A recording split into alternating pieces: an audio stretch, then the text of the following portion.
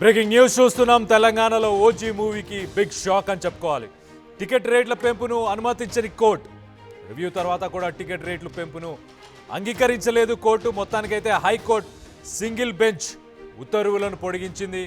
October 9 వరకు ఇవే ఉత్తర్వులని కొనసాగుతాయని చెప్పేసి కోర్టు చెప్పుకొచ్చింది.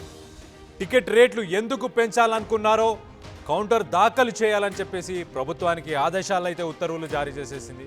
తదుపరి విచారణ అక్టోబర్ 9కి వాయిదా వేశారు. మొత్తం ఇదైతే ఓజీ మేనియా ఒక పక్కన ఓజీ సక్సెస్ అనేది ముందుకు వెళ్తున్న సమయంలో ప్రస్తుతానికైతే హైకోర్టు మాత్రం అందరూ సమానమే, ఖచ్చితంగా ప్రతి సినిమా కూడా సమానమే, సింగిల్ స్క్రీన్ కావచ్చు, మల్టీప్లెక్స్లు కావచ్చు, వీటన్నిటికీ కూడా రేట్లు పెంచడానికి సరైన కారణాలు చూపించాలి ప్రభుత్వం అని చెప్పేసి ప్రభుత్వానికైతే గడువును ఇచ్చినట్టు తెలుస్తుంది. మొత్తానికి దీనికి సంబంధించి మరిన్ని వివరాలు మా సీనియర్ ప్రతినిధి రవిచంద్ర ఉన్నారు. రవిచంద్రతో మాట్లాడి తెలుసుకునే ప్రయత్నం చేద్దాం. రవిచంద్ర, చెప్పండి, అసలు కోర్టు తీర్పును ఎలా చూడాలి అండ్ ఎప్పటిదాకా ఈ రేట్స్ ఎంత మార్పులు చేర్పులు జరిగే అవకాశం ఉంది?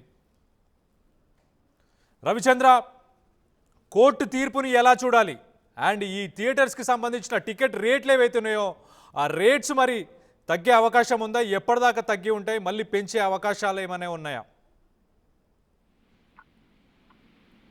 ఓజీ సినిమాకైతే అడుగడుగున టంకులు ఎదురవుతూనే ఉన్నాయి. అఖిల పరీక్ష లాగా టికెట్ రేట్ల విషయం కావచ్చు, ఓవర్సీస్ లో కూడా స్క్రీనింగ్ చేసే విషయంలో కావచ్చు, ఎంత పాజిటివ్ కాకున్నప్పుడు కూడా ఈ ఇబ్బందులు అయితే ఎదురవుతూనే ఉన్నాయి. ప్రస్తుతానికైతే తెలంగాణ ప్రభుత్వం ఇచ్చిన టికెట్ల పెంపుదలపై ఇక్కడ తెలంగాణ కోర్టులో దాఖలు పిటిషన్ పై విచారణ చేసిన సింగిల్ బెంచ్ ప్రభుత్వం తీసుకున్న నిర్ణయాన్ని కొట్టివేసింది. దానిపై ప్రభుత్వం అప్పీలుకు వెళ్లడంతో కొంత ఊరట లభించింది అనుకున్నాము. ఇప్పుడు మరలా హైకోర్టు డివిజన్ బెంచ్ కూడా మరలా సింగిల్ బెంచ్ ఇచ్చిన తీర్పుకే కట్టుబడి అదే ఫైనల్ అని చెప్పడంతో మరలా ఇప్పుడు టికెట్ల రేట్ల విషయం అయితే మళ్ళీ మొదటికి వచ్చిందని చెప్పుకోవాలి. ప్రస్తుతానికైతే ఒక సందిగ్ధమైన పరిస్థితి ఉంది. ప్రస్తుతం ఈ సినిమాకి సంబంధించి డిస్ట్రిబ్యూటర్ కావచ్చు, ఎగ్జిబిటర్స్ కావచ్చు, టికెట్ రేట్ల విషయంలో చాలా కన్ఫ్యూజన్ అయితే ఫేస్ చేస్తున్నారు. కోర్టు నుంచి కరెక్ట్ గా ఆర్డర్స్ వచ్చిన తర్వాత వాళ్ళ లీగల్ అడ్వైజర్స్ తోటి సంప్రదింపులు చేసి ఎలాంటి నిర్ణయం తీసుకోవాలనే దాని మీద నిర్మాత అలాగే డిస్ట్రిబ్యూటర్ కూడా ఆలోచిస్తున్నారు. అయితే రవిచంద్ర, సినిమా నిర్మాణానికి ఇంత ఖర్చు అయిందని చెప్పేసి ఖర్చును చూపించే అవకాశం ఉందా? అంటే టికెట్ రేట్లు పెంచడానికి కారణాలు చెప్పమని అడుగుతున్నారు కదా, సో దానికి ఎలాంటి కారణాలు చూపబోతున్నారు సినిమాకి సంబంధించిన వాళ్ళు? ఖచ్చితంగా ఈ సినిమాకి సంబంధించి టికెట్ రేట్ల పెంపు విషయంలో ప్రభుత్వం అయితే సానుకూలంగా స్పందించి నిర్మాత డిస్ట్రిబ్యూటర్ ఇచ్చిన రిక్వెస్ట్ ని యాక్సెప్ట్ చేసిందనే అనుకోవాలి. ఈ సినిమాకి సంబంధించి భారీగా ఖర్చు పెట్టాము, భారీ బడ్జెట్ తో తీసాము సినిమా, అలాగే ఒక చారిత్రక నేపథ్యం ఉందనో లేదా తెలంగాణ నేపథ్యం ఉందనో ఇలాంటి రీజన్స్ చెప్పి గవర్నమెంట్ నుంచి అయితే ఈ హైక్ ఫెసిలిటీ తీసుకున్నట్టుగా అనిపించట్లేదు. ప్రభుత్వం ఉదాసీనంగా వీళ్ళు ఇచ్చిన అభ్యర్థనని అంగీకరించి టికెట్ రేట్ల పెంపు ఇచ్చినట్లుగా అనిపిస్తోంది. సో ఇప్పుడు నిర్మాత వైపు నుంచి లేదా ప్రభుత్వం వైపు నుంచి కోర్టుకి ఎలాంటి సమాధానం చెప్తారనేది కూడా కొంత గందరగోళంగానే ఉంది. ఏ రీజన్ తోటి ఇచ్చారు? గతంలో అసెంబ్లీ సాక్షిగా ముఖ్యమంత్రి చెప్పారు, తెలంగాణ నేపథ్యం ఉన్న సినిమాలు లేదా చారిత్రక నేపథ్యం ఉన్న సినిమాలు ఇలాంటి వాటి విషయంలో మేము ఆలోచిస్తాము టికెట్ రేట్ల పెంపు విషయంలో అని చెప్పడం జరిగింది.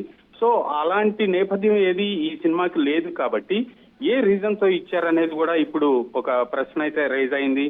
దానికి ప్రభుత్వం వైపు నుంచి నిర్మాతల వైపు నుంచి ఎలాంటి సమాధానం వస్తుందో చూడాలి.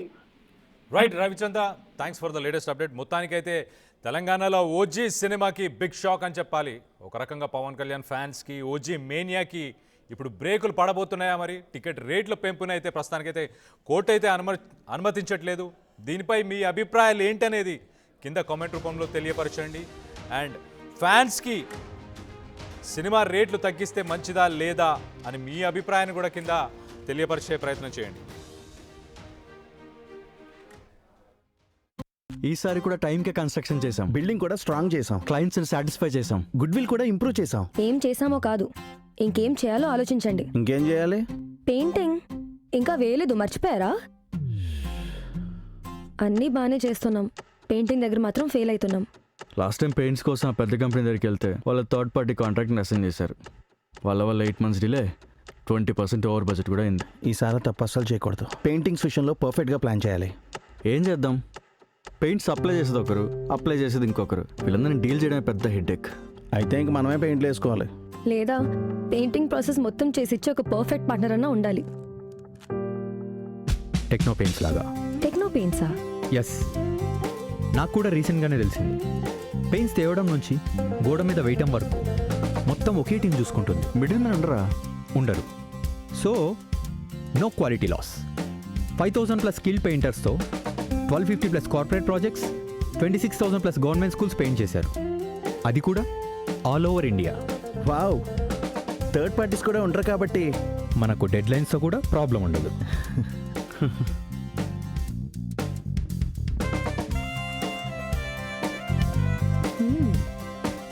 Perfect. From the factory to the wall, Techno Paints does it all.